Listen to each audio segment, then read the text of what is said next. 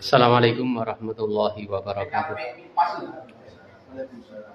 Alhamdulillahirabbil alamin wassalatu wassalamu ala asyrafil anbiya'i wal mursalin nabiyina Muhammadin wa ala alihi wa ashabihi ajmain. Asyhadu an la ilaha illallah wahdahu la syarikalah wa asyhadu anna Muhammadan abduhu wa rasuluhu la nabiyya ba'da. Bapak-bapak dan saudara sekalian rahimani wa rahimakumullah. Pada malam hari ini kita akan bersama-sama membaca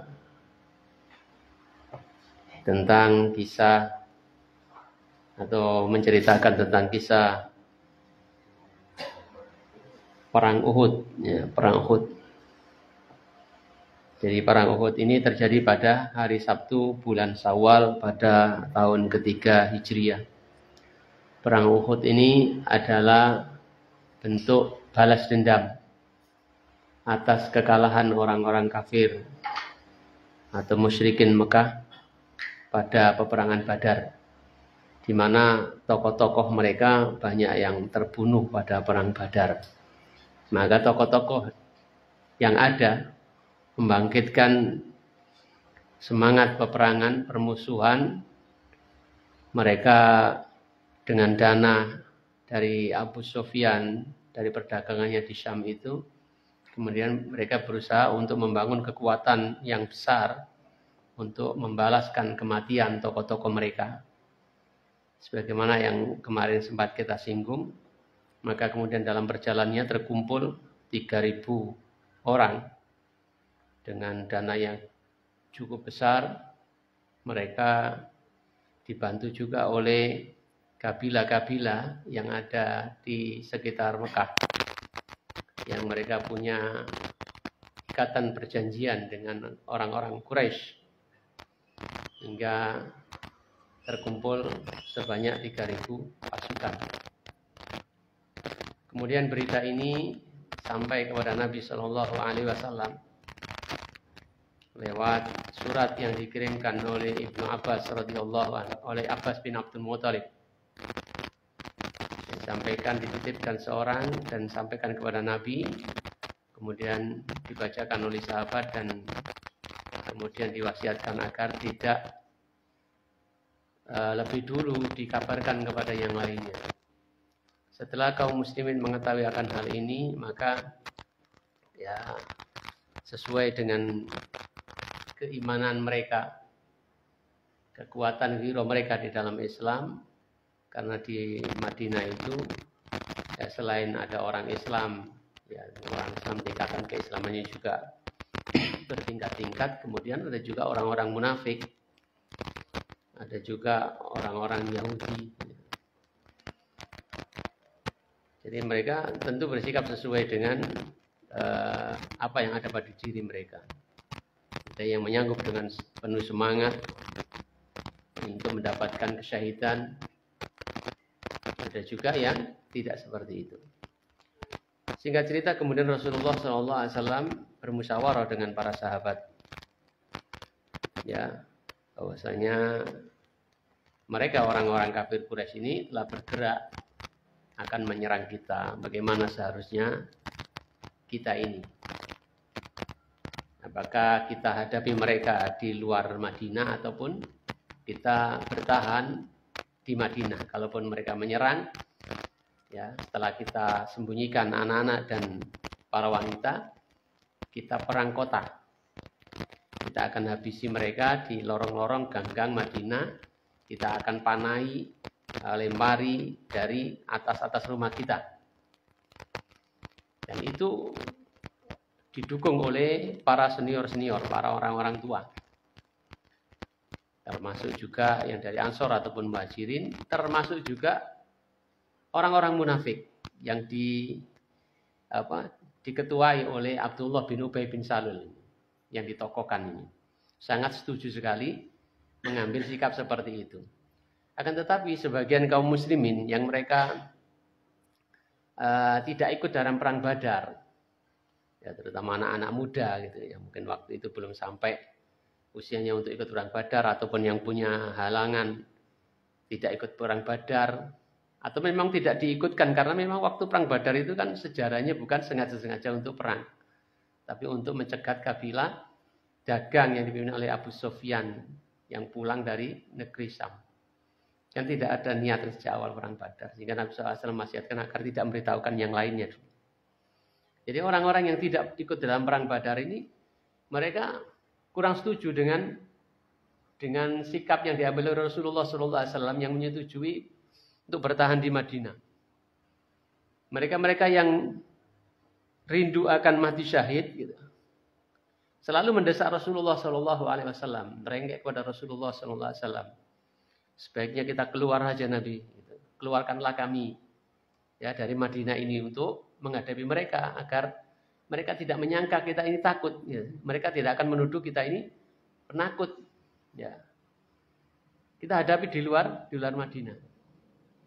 Terus merengek minta Nabi SAW, sampai kemudian Nabi SAW berkhutbah, salat asar, salat zuhur, salat asar. Lalu kemudian Nabi SAW masuk rumah, gitu. Lalu kemudian keluar sudah pakai baju perang dengan topi perang dan pedang terikat di samping tubuhnya, gitu. Tersanding di samping tubuhnya. Betul-betul persiapan untuk perang. Di mana pada waktu itu Nabi SAW masih di dalam, sahabat menasihati, sahabat ini menasihati kepada anak-anak muda tadi itu agar ya tidak mendesak Nabi SAW. Biarlah keputusan itu pada Nabi SAW. Kalian ini, gara-gara kalian ini, gimana kalian sikap kalian kepada Nabi SAW, kurang lebih begitu. Ya, kenapa kalian memaksa-maksa Nabi, gitu, dorong-dorong Nabi untuk supaya keluar, mungkin Nabi sudah memutuskan begitu. Sikap kalian ini kurang benar ini, gitu. Sehingga mereka merasa bersalah. Ya, mereka merasa bersalah dengan sikapnya itu. Lalu mereka mengatakan kepada Nabi ketika Nabi SAW keluar, wahai Nabi, tidak ada maksud dari kami untuk maksa-maksa jenengan, gitu. Lalu kata Nabi SAW, tidak pantas bagi seorang Nabi. Waalaikumsalam warahmatullahi wabarakatuh.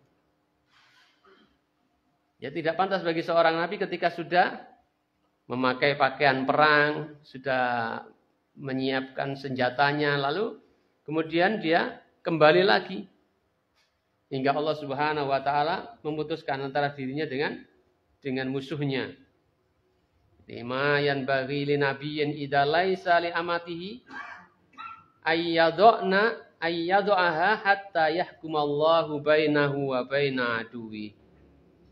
Ya, tidak layak, tidak pantas, tidak seharusnya bagi Nabi SAW apabila telah memakai baju besinya untuk diletakkan kembali hingga Allah Subhanahu wa taala menetapkan atau menghukumi antara dirinya dengan antara musuhnya.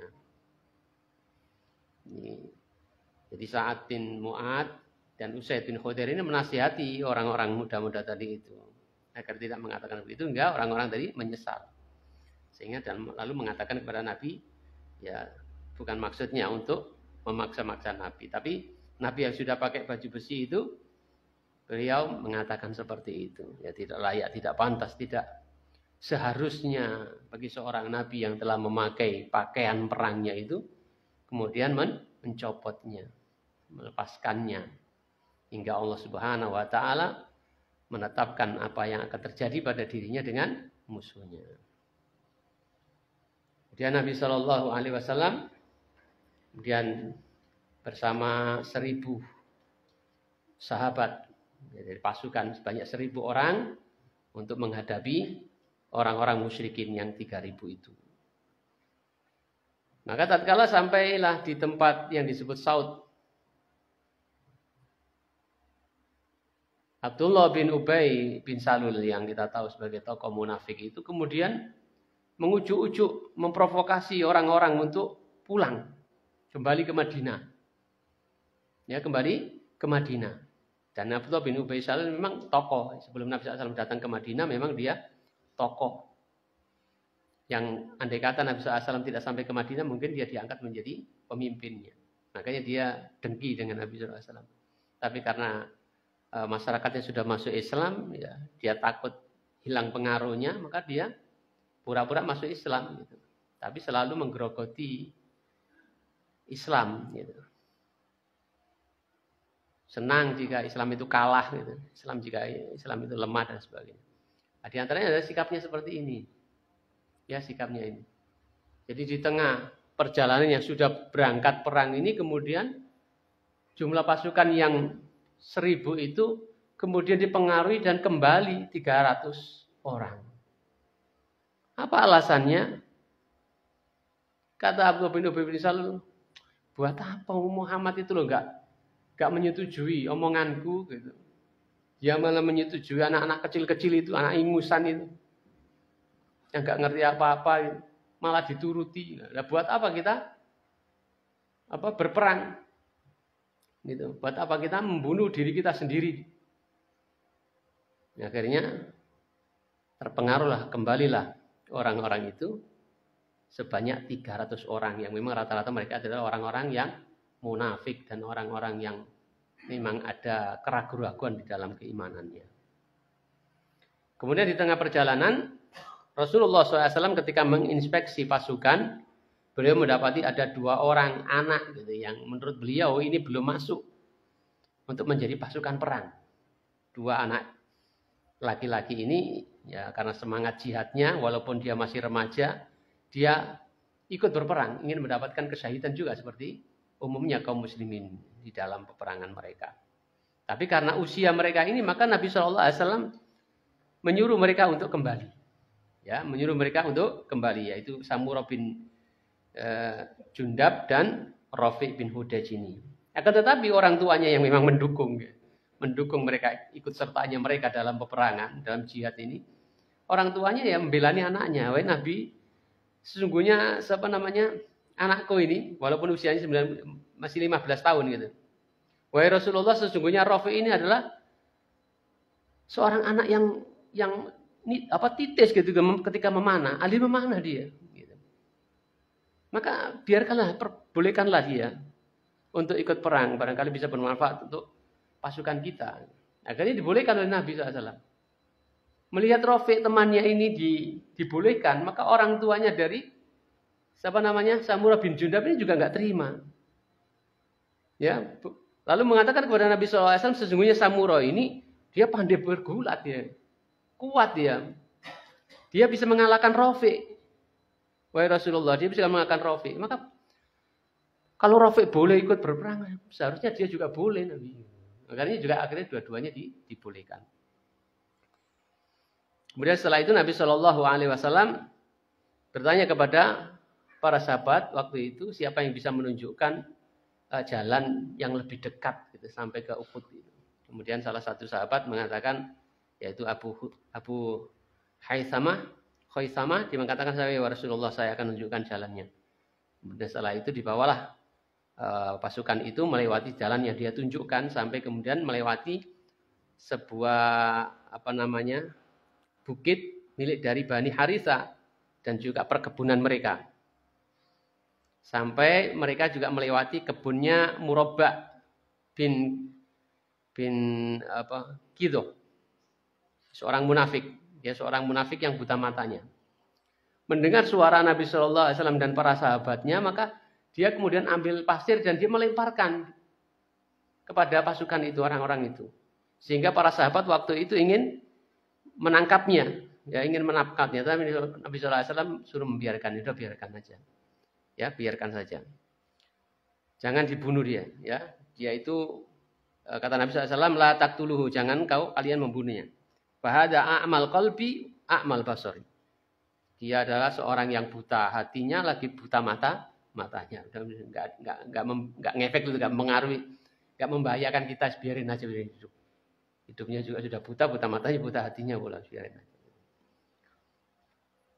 Kemudian Rasulullah SAW turun di satu lembah dan menjadikan ketika sampai di Uhud itu menjadikan Uhud itu ada di belakang sebagai tameng lah gitu.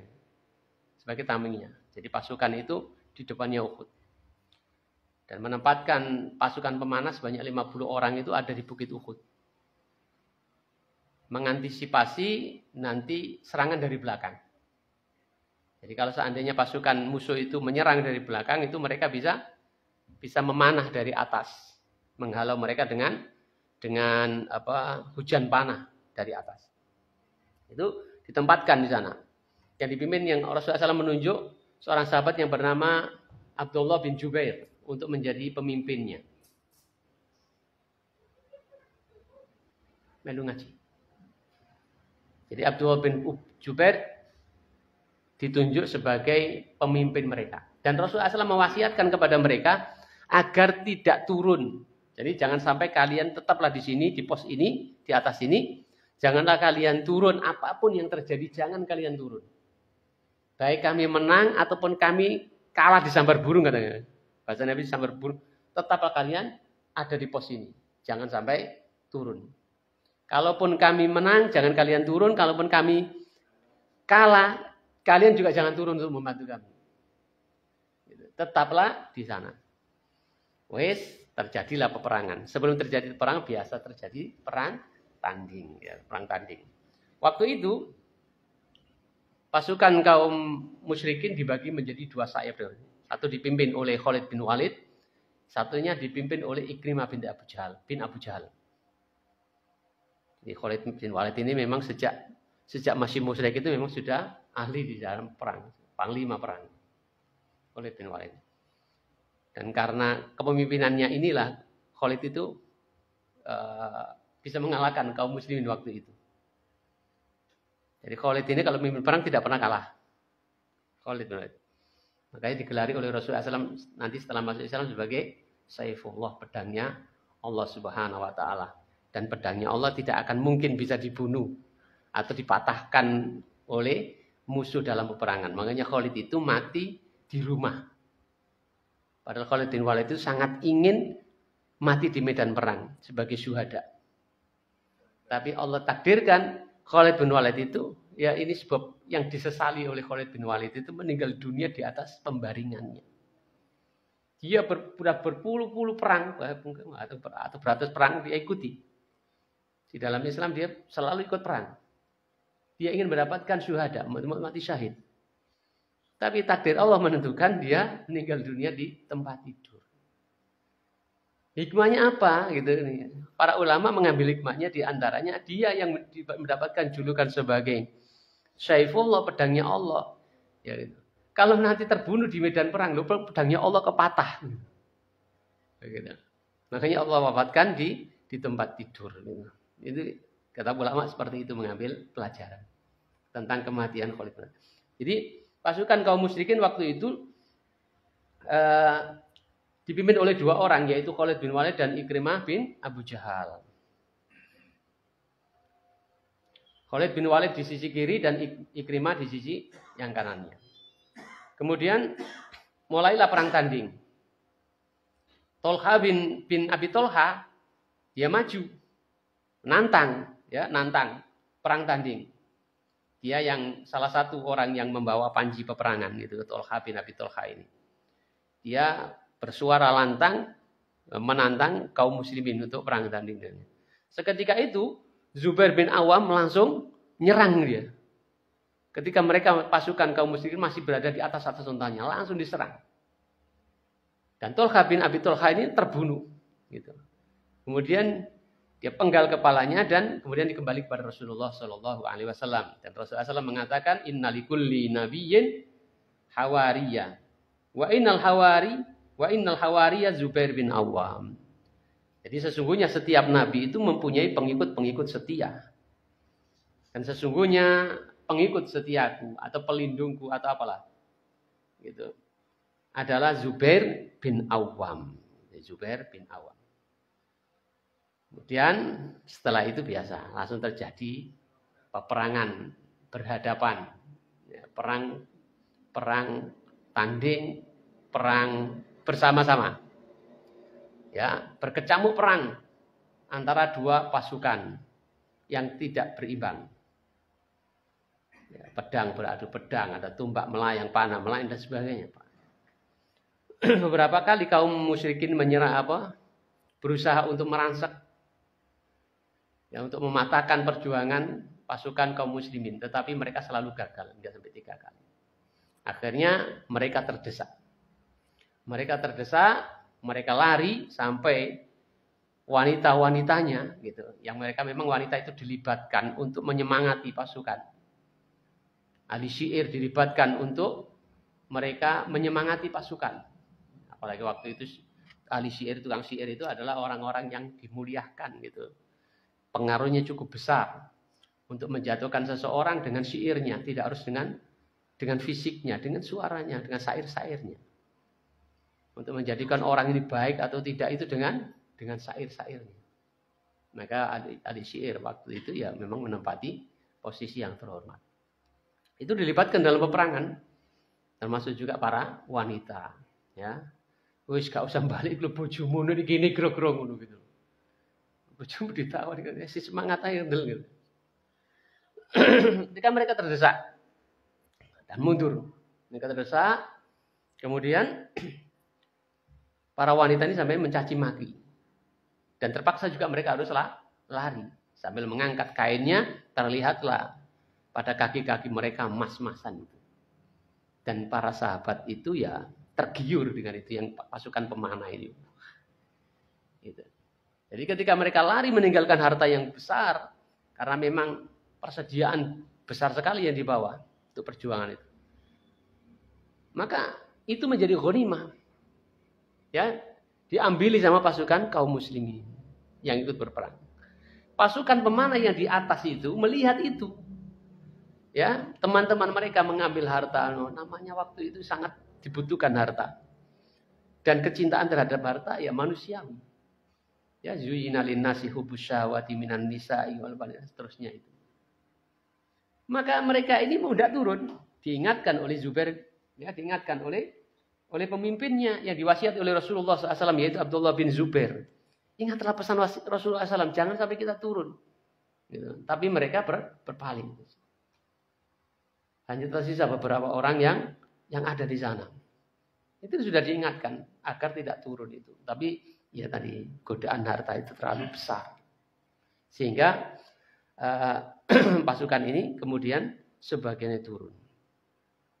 Setelah turun, maka Khalid bin Walid berbelok arah. Ya, berbelok arah. Dan diikuti oleh pasukan Ikrimah. Mengambil alih pos yang dijaga di Gunung Uhud, yang dijaga oleh pasukan pemanah yang ditempatkan Rasulullah SAW yang dipimpin oleh Abdullah bin Zubair tadi. Setelah membunuh Abdullah bin Zubair dan beberapa orang yang masih tersisa di sana. Maka seketika itu keadaan berbalik. Kaum muslimin yang terdesak. Ya, kaum muslimin yang terdesak. Sampai-sampai Abu Sufyan bersuara. Bahkan sebelum itu juga sampai mengakibatkan terbunuhnya Hamzah juga. Hamzah bin Abdul Muthalib, paman Nabi. Yang digelari sebagai Asadullah, singanya Allah itu. Dibunuh oleh Wahsy, seorang mantan budak. Ya. Jadi ceritakan oleh Wahsy sendiri, ya. Kemudian Wahsy ini nanti akhirnya masuk Islam, Wahsy ini. Jadi pada waktu itu Wahsy ini adalah budak dari seorang yang bernama Jubair bin Mut'im. Kata Jubair bin Mut'im, wahai Wahsy, kalau kamu bisa membunuh Hamzah, ya, kalau kamu bisa membunuh Hamzah, karena Hamzah ini telah membunuh pamannya dalam perang Badar.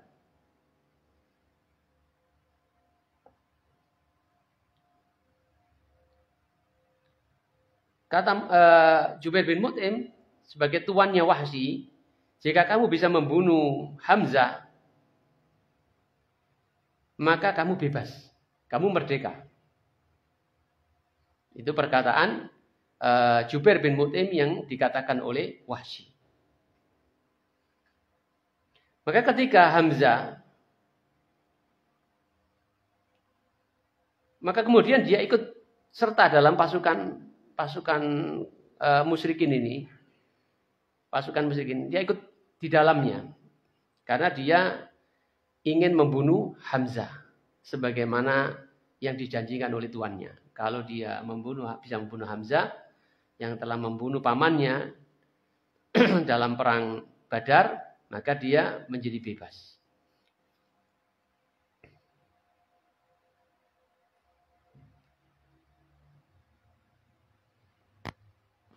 Maka waktu itu Hamzah yang sedang berhadapan-hadapan perang tanding dengan Syibak, seorang musyrikin Syibak yang dia juga menantang perang tanding, gitu. Sampai kemudian Hamzah bisa membunuhnya. Wahsy ini bersembunyi di balik batu mengintai sampai ada satu kesempatan lebih dekat, kemudian tombaknya itu dilemparkan ke Hamzah. Tombaknya dilemparkan dan mengenai Hamzah, dan Hamzah kemudian mati syahid.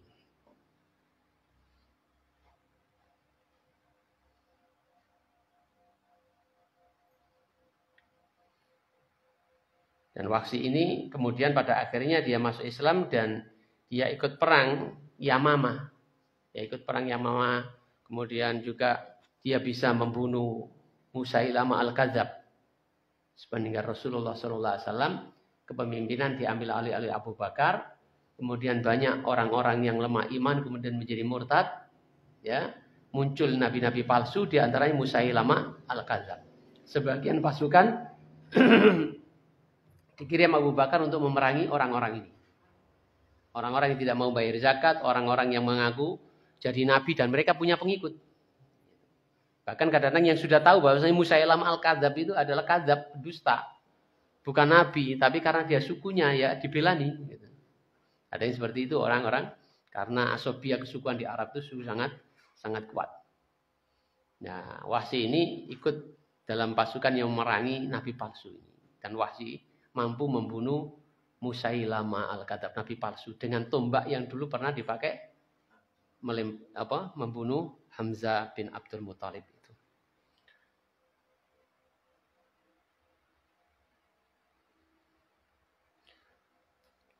Jadi disebutkan di dalam Sahih Bukhari, kisah Wahsy diceritakan oleh Wahsy sendiri.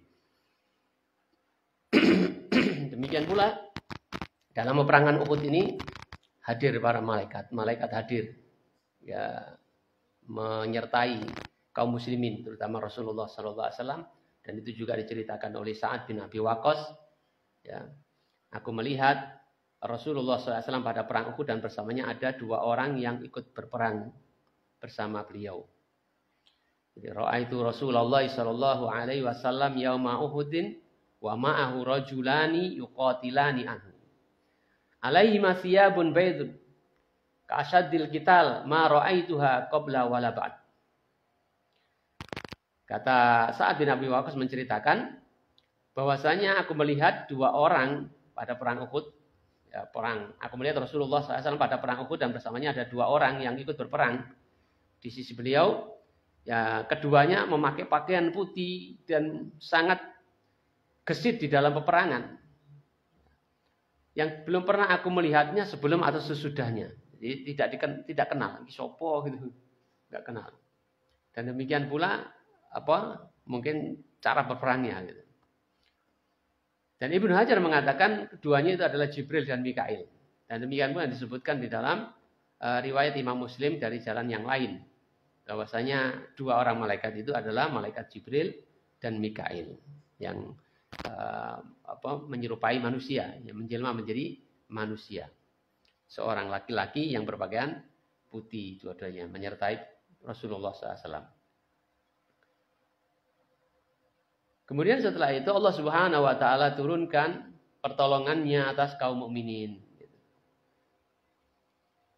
Mengalahkan orang-orang kafir yang pada waktu itu dalam keadaan yang kala itu Rasulullah Shallallahu Alaihi Wasallam ini karena akibat dari ini tadi serangan Khalid tadi, karena disebabkan kalau ketidaktaatan pasukan yang ditempatkan oleh Rasulullah SAW di Bukit Uhud ya, kepada Rasulullah dan juga kepada pemimpinnya yang mengingatkan akan pesan Rasulullah SAW agar tidak turun itu, kemudian menjadikan pasukan kafir yang kemudian terdesak itu kemudian dengan kepemimpinan Khalid bin Walid dia kembali dan memerangi kaum muslimin dari belakang. Tidak ada yang menghalau lagi sudah. Sehingga kaum muslimin kocar-kacir. Sampai Rasulullah SAW kemudian dilindungi oleh para sahabat menjadi tameng hidup Rasulullah SAW. Karena yang diincar pasti Rasulullah SAW. Di antara orang-orang itu ada yang menerobos ingin membunuh Nabi SAW. Yang kemudian dihadang oleh Mus'ab, tapi kemudian Mus'ab dapat dia bunuh. Karena dikiranya Mus'ab itu adalah Rasulullah SAW. Maka kemudian terselah berita bahwasanya Rasulullah SAW telah meninggal dunia. Karena itu tadi, ya, karena dikiranya Rasulullah SAW yang dibunuh. Padahal Mus'ab. Jadi banyak sahabat-sahabat yang menampengi Rasulullah SAW, yang menjadi tameng hidup, sehingga mereka ada yang kena panah, tergugur, terbunuh. Yang penting Rasulullah SAW hidup, gitu kan? Mereka menjadi tameng hidup Rasulullah. Demikian pula ada yang sebagian yang menerobos untuk dan kemudian dihadang Mus'ab dan dikiranya Mus'ab itu adalah Nabi. Setelah dia mampu membunuh Mus'ab, kemudian disebarkanlah berita bahwasanya dia sudah membunuh Nabi SAW. Dan tersiarlah berita bahwasanya Nabi SAW terbunuh. Pada waktu itu kaum muslimin sampai terbunuh 70 orang. Ya, akibat ketidaktaatan tadi itu. Kaum muslimin terbunuh hingga 70 orang. Dan kemudian Abu Sufyan sebagai pemimpin Quraisy merasa bangga dengan itu. Merasa bangga, ya, telah mengalahkan kaum muslimin, telah membunuh Nabi SAW. Dia katakan, afil qaumi Muhammad, apakah di antara orang-orang itu ada Muhammad? Kata Abu Sufyan berteriak dengan bangganya. Maka Nabi SAW mengatakan, jangan kalian jawab. Jangan kalian jawab. La tajibu, jangan kalian menjawabnya. Faqala, lalu dia mengatakan lagi. Abu Sufyan mengatakan lagi, apakah di antara kalian ada anaknya Abu Quhafa? Maksudnya Abu Bakar. Nabi mengatakan, gak usah dijawab. Lalu dia teriak lagi, apakah di antara kalian, wah, yang perangnya hadap-hadapan begini kan, palingnya sembunyi di bukit-bukit, di batu-batu. Apakah di antara kalian masih ada Umar bin Khattab? Gitu. Jangan kalian jawab. Kata Nabi, jangan gak usah dijawab. Gitu. Jadi apakah di antara kalian masih ada Ibnul Khattab?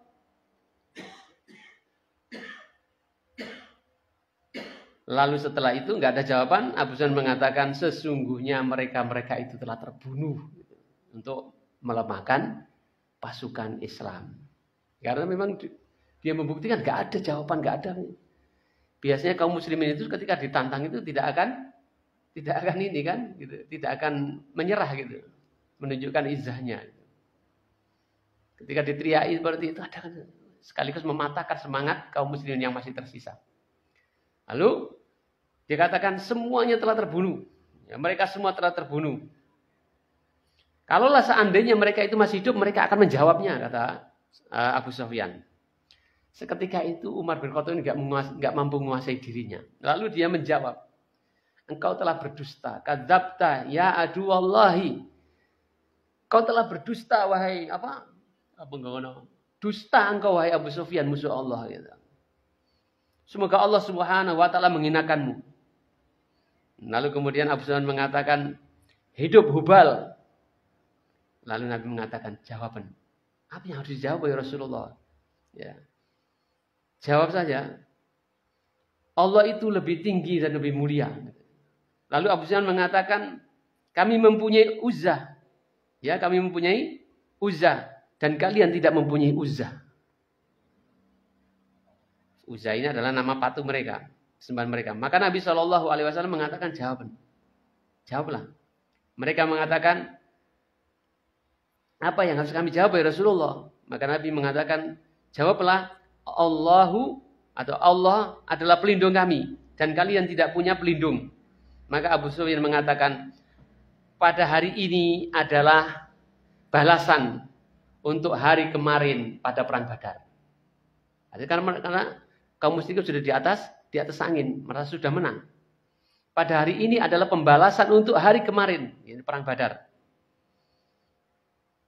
Dan perang ini akan terus berlanjut.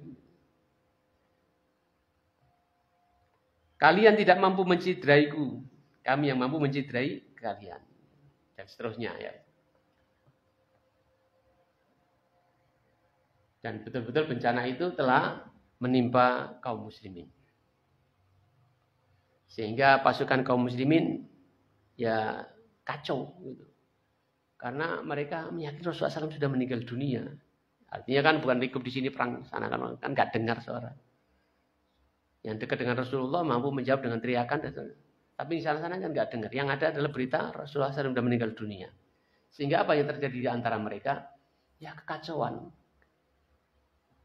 Semangat perangnya turun. Keberaniannya juga jatuh. Gitu. Akhirnya di antara mereka ada yang berusaha untuk kembali ke Madinah. Berusaha kembali ke Madinah, mengurus anak bojone, berusaha sawai. Ada yang naik ke bukit. Ada yang meletakkan senjatanya, sudah nggak ada artinya lagi kita berperang terhadap senjatanya. Maka majulah Anas bin Nadar di hadapan orang-orang itu, kaum muslimin, yang dia saksikan. Dia katakan, ambillah senjata-senjata kalian. Kenapa kalian hanya duduk-duduk? Mereka mengatakan Rasulullah SAW telah terbunuh. Lalu dia mengatakan, wahai saudara, ya, wahai pasukan, sesungguhnya kalau seandainya Muhammad itu terbunuh, maka sesungguhnya Tuhannya Muhammad itu tidak ada yang bisa membunuh. Tuhannya Muhammad itu tidak terbunuh. Tidakkah kalian melakukan peperangan ini? Ayo lanjutkan perang sebagaimana Nabi SAW berperang. Kalaupun mati, kita mati sebagaimana Nabi SAW mati. Di atas jalan ini mati, di atas jalan ini Nabi SAW mati, kita juga mati. Jadi menyemangati pasukan. Walaupun Nabi SAW sudah meninggal dunia, ayo kita terus lanjutkan perang. Ya, karena kita ini adalah umat Nabi Muhammad. Kalau Nabi Muhammad SAW berperang ketika masih hidup, kita berperang bersama Nabi. Ketika Nabi SAW mati, kita juga akan mati dalam perang bersama Nabi. Ayo sudah lanjutkan perang gitu. Sambil Anas ini berdoa kepada Allah Subhanahu wa taala, bukan Anas bin Malik ya, Anas bin Nadar. Berdoa kepada Allah Subhanahu wa taala akan mengampuni dosa-dosa atas perilaku orang-orang ini, dan dia berlepas diri dari apa yang datang dari orang-orang musyrik ini. Allahumma inni a'tadiru ilaika mimma qala haula'i, yakni al-muslimin. Wa abra'u ilaika mimma ja'a biha haula'i, yakni al-musyrikin. Kemudian setelah itu dia bertemu dengan Sa'ad bin Mu'ad radhiyallahu anhu. Ketika dia maju ini, Anas bin An-Nadar ini maju, dia berpapasan dengan sahabat Sa'ad bin Mu'ad. Lalu dia mengatakan, wahai Sa'ad, sesungguhnya aku telah mencium baunya surga. Jadi kata sahabat ini, sahabat Anas bin Nadar ini, wahai Sa'ad, sesungguhnya aku betul-betul telah mencium baunya surga pada Uhud ini, di Uhud ini. Kemudian setelah itu dia menerjang pasukan dan perangan, kemudian dia terbunuh. Dan didapati ada sebanyak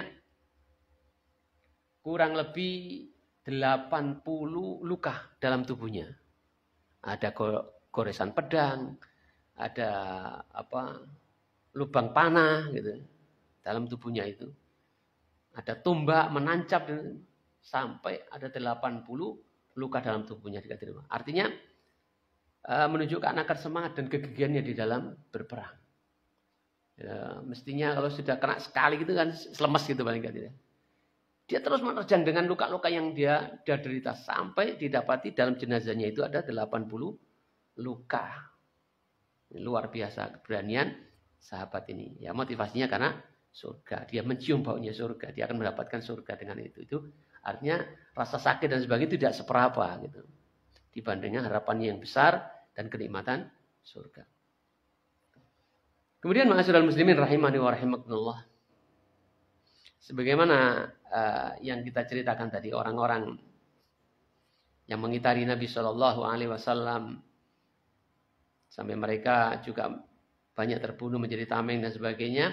Sampai kemudian mereka Nabi Shallallahu Alaihi Wasallam berdiri di atas bukit, di atas batu, dan Nabi sendiri tidak lepas dari luka, ya tidak lepas dari palanya bocor, gitu, giginya patah, itu dialami Nabi dalam perang Uhud ini. Jadi gigi Nabi Shallallahu Alaihi Wasallam patah, bibir yang bawah itu luka, kemudian pipinya robek, tertusuk, ada tusukan besi 2, pipinya itu tusukan, kemudian dicabut oleh sahabat dengan giginya, saking dalamnya. Itu Nabi SAW terluka. Ya, gak ada orang yang bangga gak kena dibacok, ya, gak ada orang yang kok bangga gitu, gak terdas gaman.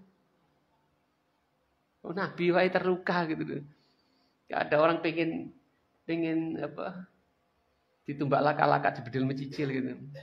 Pengen punya balung kawat. Ya, gitu. Ya itu. Untuk apa ilmu seperti itu? Nanti kalau perang pengennya mati gak mati-mati gitu.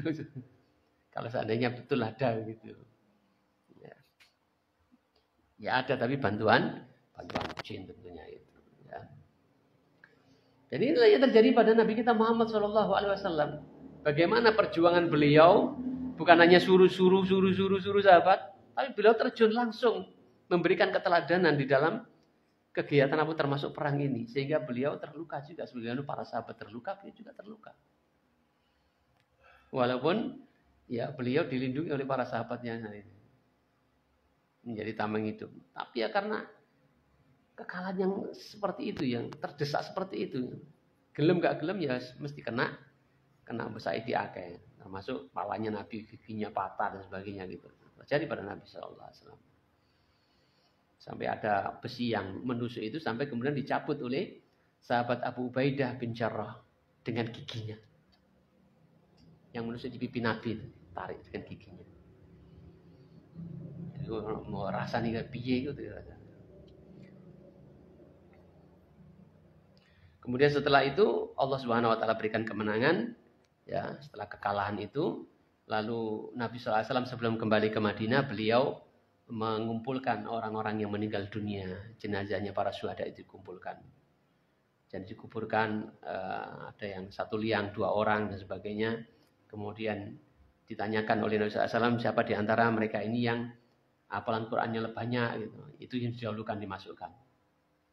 Ya, kemudian dikuburkan di tempat itu, di bukit, di lembah Uhud itu, dan itu bisa kita saksikan kuburannya kalau kita diberikan kesempatan oleh Allah Subhanahu wa taala bisa ziarah ke sana. Itu jadi dibatasi tembok. Itu kuburan Hamzah dan pasukan kaum muslimin, sahabat-sahabat yang meninggal dunia pada peperangan Uhud itu. Yang di sana dibatasi tembok, tapi bisa dilihat temboknya nggak tinggi-tinggi amat, kelihatan. Nggak ada namanya, ya, kuburannya nggak ada namanya, sudah ada tanda-tanda kuburan itu aja. Dan menunggu ya dikasih kesempatan wong-wong menunggu. Oh no wae. Ya orang Indonesia atau orang Yaman barang itu. Nah, ada peziarah gitu ya. Orang-orang yang umroh yang ziarah ke sana itu, wawatan doa, maupun jalur duit. Nah wong kene yo gelem ae. Oh no ae. Oh no model-model kayak wong kene gitu. Kesempatan bergawe. Dia bukan penjaganya, nggak ada penjaga. Ya, ya, orang-orang kita juga begitu. Sono wis dijiko nek kono iku. Ono sing musabu sama nangis yo ono wae padha wae. Kan kono kan iki padha. Ya bukan hanya orang Indonesia gitu. Padahal kalau ada askarnya ya diobrak. Jadi teriaki. Kayak di Ka'bah itu, tawaf di Ka'bah itu. Ya ono sing pegang-pegang. Kalau seandainya kiswanya itu bisa disuwek gitu. Pulang. Ya itu kalau ada skarnya digetak itu. Allah begitu. Ya. Termasuk yang di kuburannya Nabi SAW itu orang berhenti lama-lama digertak ambil laskar itu. Ya. Lama-lama suaranya. Apa mereka bersikapnya udah aneh-aneh, langsung diingatkan, Allah minta kepada Allah gitu. Nah, kita kembali ke sini. Jadi setelah Rasulullah SAW menguburkan jenazah-jenazah para sahabat, kemudian Rasulullah SAW kembali ke Madinah. Ya, Madinah. Nah, saudara muslimin rahimani wa rahimakumullah. Inilah sekelumit kisah dari peperangan Uhud. Atas kekalahan kaum muslimin dalam perang Uhud ini, maka itu menjadi berita yang menyenangkan oleh orang-orang munafik. Ya, oleh orang-orang ini suatu berita yang menyenangkan. Rupanya orang munafik itu dasarnya kan orang kafir yang pura-pura masuk Islam. Nantinya kafir, terus perilakunya ya niru-niru orang Islam biar dianggap sebagaimana orang Islam. Tapi sesungguhnya karena hatinya masih kafir itu, apa yang menjadikan kemenangan kaum muslimin menjadi susah mereka. Apa yang menimpa berupa kekalahan, kerugian atas kaum muslimin, maka mereka menjadi senang. Dan momen-momen seperti itu ya yang mereka tunggu-tunggu. Kemudian mereka juga menyebarkan pemberitaan-pemberitaan. Di antaranya atas kekalahan perang Uhud ini mereka mengatakan, di antaranya mereka katakan itu, coba itu, misalnya untuk keluarganya, coba pamanmu atau keluargamu itu mengikuti aku balik, pasti selamat. Saiki jadi iso cangkur-cangkuran mbek awak dhewe, bojone gak dadi rondo, anak gak dadi yatim, kira-kira ngono. Ya di antara yang diomongkan itu. Apa Muhammad itu? Ya Nabi Muhammad. Kecuali hanya golek jabatan aja. Jadi menjadikan orang-orang munafik itu mengolok-olok atas kekalahan kaum muslimin dalam perang Uhud ini. Jadi kalau seandainya orang-orang yang terbunuh dari kalian tadi ada di sisi kami, mereka tidak akan terbunuh. Ya, itu contohnya orang-orang yang ikut kembali saya gitu. Wah, mereka senyum-senyum dan lain sebagainya. Bapak-bapak, ibu-ibu dan saudara sekalian muliakan oleh Allah Subhanahu wa taala, kita cukupkan sampai di sini. Adapun pelajaran yang bisa kita dapatkan dari perangan Uhud ini, insyaallah kita lanjutkan pada pertemuan yang akan datang. Iki ono waktu poso. Oh, wis poso. Ya berarti pelajarannya diingat-ingat sendiri, direnungkan sendiri di rumah masing-masing. Kita tutup dulu. Subhanakallahumma wa bihamdika asyhadu an la ilaha illa anta astaghfiruka wa atubu ilaik. Sebelum kita tutup salam, Pak RT mau tanya. Assalamualaikum warahmatullahi wabarakatuh.